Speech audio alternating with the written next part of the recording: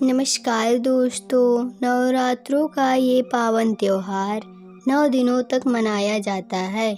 इन 9 दिनों में माँ दुर्गा के 9 अलग-अलग स्वरूपों की पूजा की जाती है। नवरात्रि के पहले दिन माँ दुर्गा के शैलपुत्री स्वरूप की पूजा की जाती है। अपने दाहिने हाथ में त्रिशूल धारण किए, बाएं हाथ में कमल को शोभित किए, वृषभ पर सवार नव दुर्गाओं में प्रथम देवी शैलपुत्री हैं, जिन्हें सती के नाम से भी जाना जाता है। माता शैलपुत्री की कथा के अनुसार एक बार प्रजापति दक्ष ने एक बहुत बड़ा यज्ञ का आयोजन किया। इस यज्ञ में उन्होंने सभी देवताओं को अपना अपना योग्य भाग प्राप्त करने के लिए आमंत्रित किया, परंतु उन्होंने भोलेनाथ को निमंत्रण नहीं भेजा। जब माता सती को यह ज्ञात हुआ कि उनके पिता एक अत्यंत विशाल यज्ञ का अनुष्ठान कर रहे हैं, तब उनका मन वहां जाने के लिए बेचैन हो गया। उन्होंने भोलेनाथ को अपने मन की सारी बात बताई।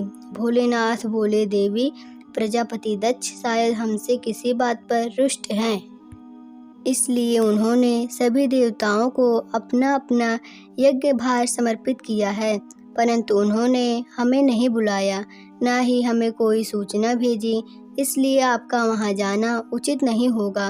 भोलेनाथ की यह बात सुनकर माता सती का मन शांत नहीं हुआ। पिता के द्वारा किए गए यज्ञ में सम्मिलित होना और अपने माता और बहनों से मिलने की इच्छा और प्रबल होती जा रही थी।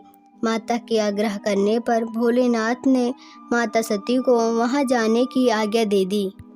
पिता के घर जाकर माता सती ने देखा कोई भी उनसे प्रेम और आदर पूर्वक बात नहीं कर रहा, केवल उनकी माता ने उन्हें स्नेह से गले लगाया। बहनों की बातों में व्यंग और उपहास था। अपने परिजनों के इस व्यवहार से माता सती के मन को बहुत दुख पहुंचा। ये सब देखकर उनका हृदय शोक, ग्लानि और क्रोध से संतप्त हो उठा। वह सोचने लगी, भोलेनाथ की बात न मानकर यहाँ आकर मैंने बहुत बड़ी गलती करी है।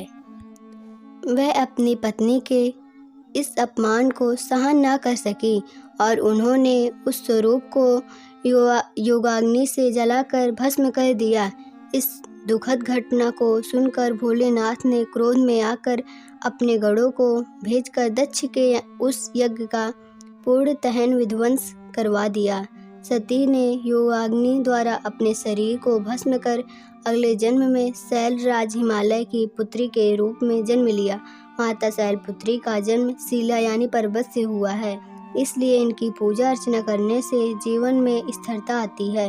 इनकी पूजा अर्चना से वैवाहिक जीवन सुखद होता जाता है और घर में सुख समृद्धि आती है। माता की पूजा अर्चना से मूलाधार चक्र जागृत हो जाता है, जिसके फलस्वरूप जीवन में स्फूर्ति और उत्साह का विकास होता है। साथ ही साथ माता शैलपुत्री की पूजा अर्चना से चंद्रमा से जुड़े सभी प्रकार के दोष दूर होते हैं और भक्त को सौभाग्य की प्राप्ति होती है। दोस्तों, नवरात्रि की प्रथम दिन माता शैलपुत्री की पूजा सफ़ेद रंग के विशेष पुष्पों से करें।